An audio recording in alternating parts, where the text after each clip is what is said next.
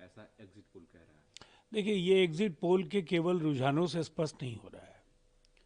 Janata Dal United और राष्ट्रीय जनतांत्रिक गठबंधन के सभी दलों के जो बूथ स्तरीय कार्यकर्ता हैं, निरंतर उनके साथ मॉनिटरिंग पार्टी और गठबंधन के दल कर रहे थे।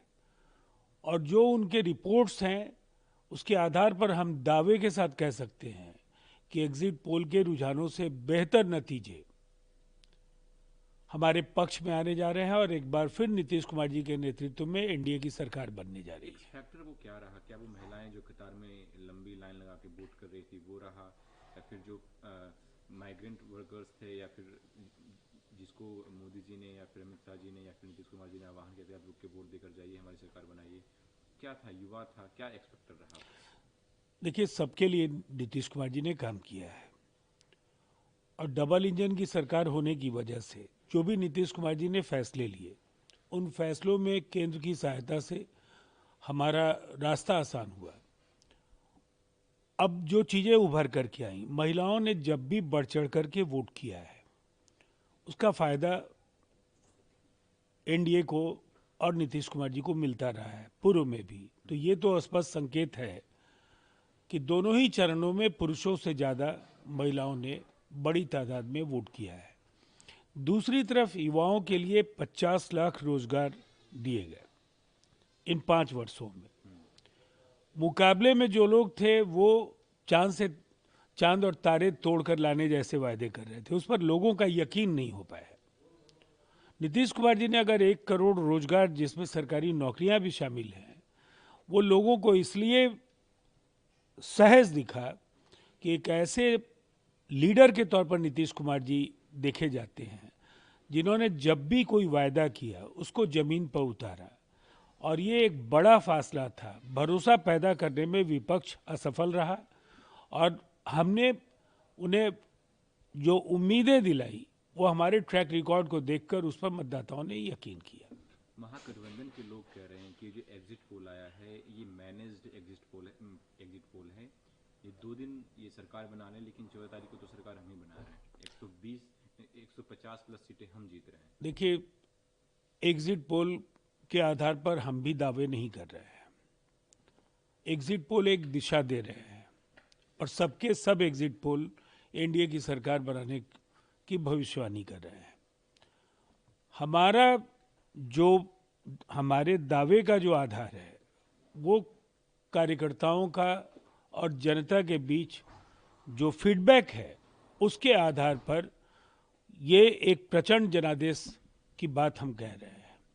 विपक्ष मुकाबले में भी नहीं दिखेगा और विपक्ष के कई दल तो विधानसभा का चेहरा भी नहीं देख पाएंगे। ऐसी स्थिति होगी।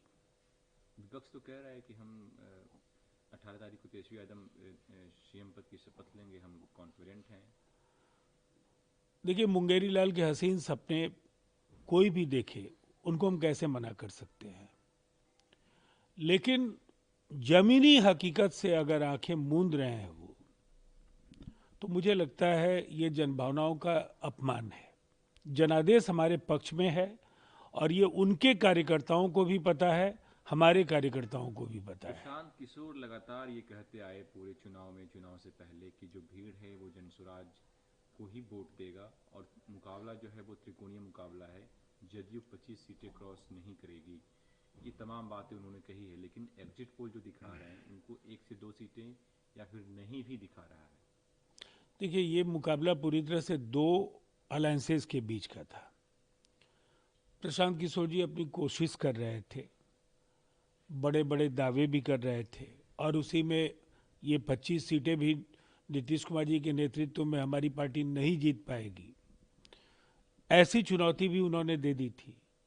लेकिन अब नतीजा सामने है वो तो कह और रहे थे कि उनके हम लिए राजनीति छोड़ देंगे 25 से ज़्यादा आ गई तो। अब ये फैसला तो उन्हें लेना है कि वो आगे क्या करेंगे। लेकिन प्रशांत किशोर के लिए हम लोगों ने पहले भी कहा था कि आप एक चुनावी रणनीतिकार हैं। नेताओं के पीआर को बेहतर तरीके से आप कर सकते हैं। खुद को इतने विराट व्यक्तित्व के नेता नीतीश कुमार जी के मुकाबले खुद को रख करके और साबित कर पाना, उनके लिए बहुत मुश्किल चुनौती थी और जनता निर्णायक है, उन्होंने अपना फैसला सुना दिया है।